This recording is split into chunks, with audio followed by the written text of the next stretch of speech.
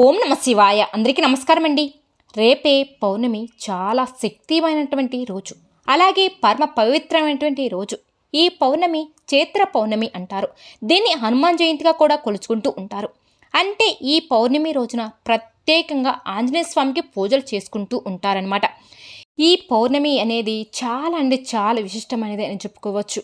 మనకు శనివారంతో కూడుకుని వచ్చింది కాబట్టి మన జీవిత పరంగా ఏదైనా కష్టాలు, సమస్యలు, శని దోషాలు ఉన్నా కూడా అవన్నీ కూడా తొలగిపోతాయని చెప్పేసి మనకు పండితులు చెప్పడం అనేది జరిగింది. ఈ చరిత్ర పౌర్ణమి మనకు 100 సంవత్సరాల తర్వాత ఇప్పుడు వస్తుందట. 100 సంవత్సరాల క్రితం ఒకసారి వచ్చింది, ఇప్పుడు 100 సంవత్సరాల తర్వాత వస్తుంది. ఈ విశ్వవాసు నామ సంవత్సరంలో ఇది మొట్టమొదటి పౌర్ణమి మనకు శాస్త్రం చెప్పడం అనేది జరిగింది. కాబట్టి చాలా శక్తివంతమైనదే. ఈ రోజున మీరు ఒక నిమ్మకాయతో ఈ చిన్న పరిహారం కనుక చేసినట్లయితే మీ సుడి తిరిగి పట్టిందల్లా బంగారం అవుతుంది. అంటే మీకు ఏదైనా ఇంటి పరంగా కానీ లేదా ధనం పరంగా కానీ అప్పుల సమస్యలతో అసలు ఎంత చేసినా కూడా సంపాదించినా కూడా మీకు అస్సలు కలిసి రావడం లేదు. ఒక్క రూపాయి కూడా నిలబడడం లేదు. మా ఇంటి మీద మాకు నరదిష్టి అనేది చాలా ఎక్కువగా ఉంటుంది. అసలు మేము ఏం చెయ్యాలన్నా కూడా మాకు కలిసి రావడం లేదు, అసలు అర్థం కావటం లేదు. ఎట్టి వెళ్ళిపోవాలో కూడా అర్థం కావటం లేదు. ఎందుకంటే మనం గమనించినట్లయితే ప్రత్యేకంగా ఇరుగు పొరుగు వారు, ఎదుటివారు, అలాగే మన బంధువులు అవ్వచ్చు, మనకు తెలిసిన వాళ్ళు అవ్వచ్చు, ఇలా ఏమిటంటే ఎక్కువ కూడా మన మీద ఏడుస్తూ ఉంటారనమాట ఈ రోజులు. దీన్ని నరదిష్టి అంటారు. ఈ నరదిష్టి వలన మనకు చాలా రకాలైన సమస్యలు వచ్చే ప్రమాదం అనేది ఉంటుంది. కాబట్టి చైత్ర పౌర్ణమి రోజున ఈ నిమ్మకాయతో పరిహారం అనేది చాలా మంచిది. అలాగే నిమ్మకాయ పరిహారం అనేది మంచిది అని చెప్పేసి మనకు శాస్త్రంలో చెప్పడం అనేది కూడా జరిగింది. ఎందుకంటే శనివారంతో కూడుకుని వస్తుంది కాబట్టి నిమ్మకాయతో పరిహారం ఉంటే మన పరంగా ఏదైనా చెడు ఉన్నా, దోషం ఉన్నా, దిష్టి ఉన్నా అన్నిటి కూడా ఇట్లాగే చిటికలో తీసి పడేస్తుంది. కాబట్టి చక్కగా ఈ పరిహారం అనేది చేసుకోండి. మామూలుగా పౌర్ణమి అంటే లక్ష్మీదేవికి, అమ్మవారికి చాలా ఇష్టమైనటువంటి రోజు. ఆ రోజున ఏమిటి అంటే మీరు చేసే ఏ పరిహారం కానీ మంచిగా ఫలిస్తుంది. పూజలు కానీ ప్రత్యేకమైన స్థానం అనేది కలిగి ఉంటుంది. ఆ రోజున చేసేటువంటి ఏ పూజ అయినా సరే సిద్ధిస్తాయి. అంటే ఫలితం అనేది త్వరగా వస్తుంది. సాధారణ రోజుల్లో మనం ఎన్ని పరిహారాలు చేసినప్పటికీ కూడా మనకు ఫలితం అనేది కాస్త ఆలస్యం అనేది అవుతుంది. కానీ ఇలాంటి పౌర్ణమి, అమావాస్య తిథులలో కానీ చేసేటువంటి పరిహారాలకు త్వరగా ఫలితం అనేది రావడానికి అవకాశం అనేది ఉంటుంది. కాబట్టి ఎదురు చూస్తూ ఉంటారు పరిహారాలు చేసే వాళ్ళు. ఈరోజు ఏమిటి అంటే కొన్ని నిమ్మకాయలతో ఈ పరిహారం చేసుకుని మీకు చాలా మంచి జరుగుతుందని, వెంటనే ఫలితం అనేది కూడా క్షణంలో వస్తుంది. రేపే పౌర్ణమి కాబట్టి ఉదయాన్నే లేచి చూచిగా స్నానం కార్యక్రమాలు పూర్తి చేసుకుని ఇంటిని, వాకిల్ని శుభ్రం చేసుకుని, అలాగే వాకిట్లో చక్కగా ముగ్గులు వేసుకుని మీరు మీ ఇంటిని కూడా శుభ్రంగా తుడుచుకోవాలి. అంటే పౌర్ణమి కాబట్టి ప్రత్యేకంగా కాస్త రాళ్ళ ఉప్పు ఉంటుంది కదా, నీటిలో ఆ ఉప్పు వేసేసి ఇంటిని శుభ్రం చేసుకుని ప్రతి మూలను కూడా తుడుచుకోండి. ఎందుకంటే ఇంట్లో మనకు తెలియటువంటి నకారాత్మకమైన శక్తులు, చెడు శక్తులు ఎన్నో కూడా కూడుకుని ఉంటాయి, తిరుగుతూ ఉంటాయి. కాబట్టి ఇట్లాంటివన్నీ కూడా చేయాలన్నమాట. ఆ నీటి రూపంలో ఇంట్లో ఉన్నటువంటి చెడు మొత్తం కూడా బయటికి వెళ్ళిపోవడానికి అవకాశం అనేది ఉంటుంది. రేపు ఏమిటంటే గుమ్మడికాయ తినరాదు. ఈ పౌర్ణమి రోజున తిథులలో అలాగే చింతపండు, అలాగే పులుపుతో కలిగిన ఇలాంటివి ఉంటాయి కదా, అస్సలు సంబంధించినటువంటి పదార్థాలు రేపు మాత్రం తినకండి అని మన శాస్త్రం కూడా చెప్పడం అనేది జరిగింది. కాబట్టి వాటి జోడు అస్సలకు వెళ్ళకండి. అలాగే తలకు నూనె రాసుకోవడం, మగవాళ్ళు అయితే గడ్డం చేయించుకోవడం, ఇలాంటివి మాత్రం అస్సలు ఆ పనుల జోలుకు వెళ్ళకండి. ఇలా చేయడం వల్ల ఏమిటి అంటే మనకు చాలా కర్మలు వెంటాడుతూ ఉంటాయి. అటువంటి అవకాశం అనేది ఉంటుంది. అలాగే గుమ్మడికాయతో పాటు నాన్ వెజ్ అనేది కూడా పొరపాటును కూడా తినరాదు. పౌర్ణమి రోజున గుమ్మడికాయని వాకిట్లో అంటే ఇంటి ముందర కట్టుకుంటే చాలా బాగా కలిసి వస్తుంది. మీకు మంచి జరగడానికి అవకాశం కూడా ఉంటుంది. నల్లటి బట్టలు పొరపాటును కూడా ధరించకండి. పౌర్ణమి కాబట్టి మీరు ఆకుపచ్చని, పసుపు కానీ, ఎరుపు కానీ ఇటువంటి బట్టలను వేసుకోండి. నల్లటి బట్టలు ధరిస్తే సమస్యలు అనేది మీ వెంట పడతాయి. కానీ మూగజీవులను హింసించకూడదు కాబట్టి కొట్టకుండా చూసుకోండి. అలాగే కాకులు మీ ఇంటి మీదకి వచ్చినప్పుడు కాస్త ఒక ముద్ద అన్నం పెట్టండి. మీరు ప్రతిరోజు కూడా మీరు తినేటప్పుడు తొలి ముద్ద తీసి మీకు కాకికి గోడ మీద పెట్టేస్తే తినడం వల్ల మీకు చాలా మంచి జరుగుతుంది.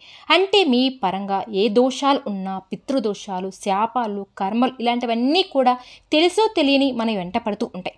మనకు ఒక చెడు వాతావరణం అనేది క్రియేట్ అవుతూ ఉంటుందన్నమాట. అంటే డబ్బు సంపాదించినా కూడా నిలబడకపోవడం, అప్పులు పాలవపోవడం, భార్యాభర్తల మధ్య గొడవలు ఏర్పడడం, కుటుంబంలో చికాకులు, సమస్యలు, అనారోగ్య సమస్యలు, ఎలాంటి చాలా రకాలనేవి ఎంటాడుతూ ఉంటాయి. పిల్లల మాట కూడా వినకపోవడం, ఇలాంటివన్నీ కూడా జరుగుతూ ఉంటాయి. కాబట్టి మీరు కాకి కాస్త ఒక ముద్ద అన్నం ప్రతిరోజు పెట్టండి. ఇలా ప్రత్యేకమైన రోజు అనే కాదండి, ప్రతిరోజు కూడా పెట్టడం వల్ల మీకు చాలా మంచి జరగడానికి అవకాశం అనేది కనిపిస్తుంది.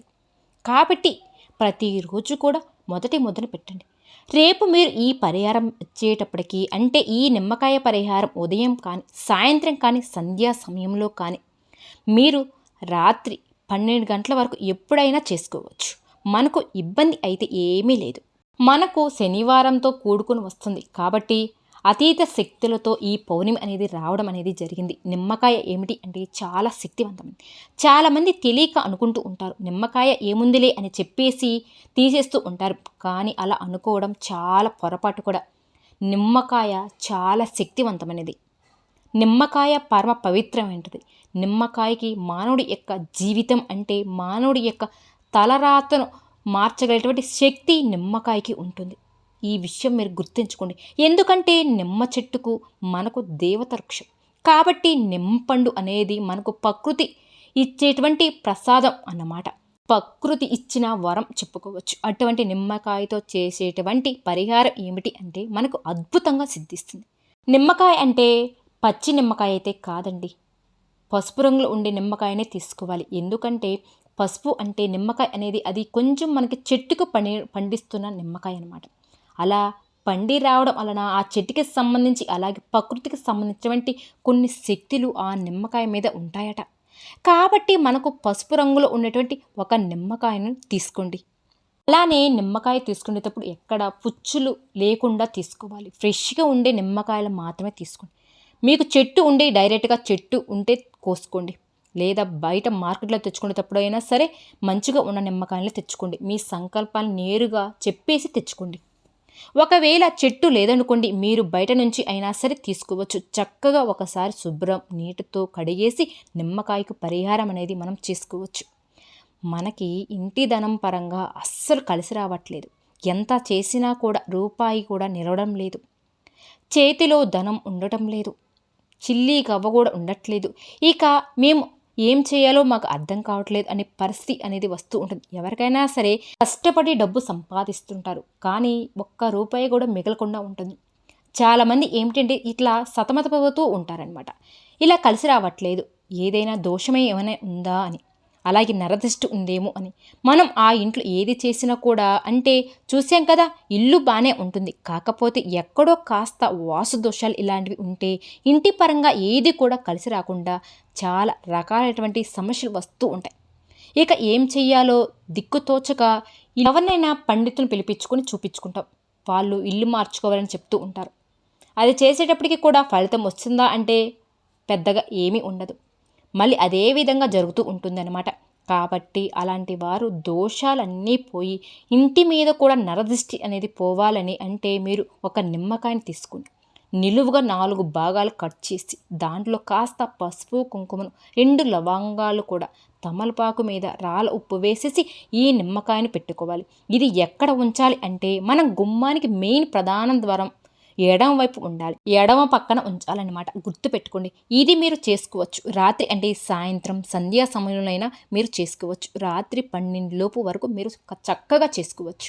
మరుసటి రోజు దీని ఉదయం తీసేసి ఎక్కడైనా పారే నీటిలో పడవేయండి.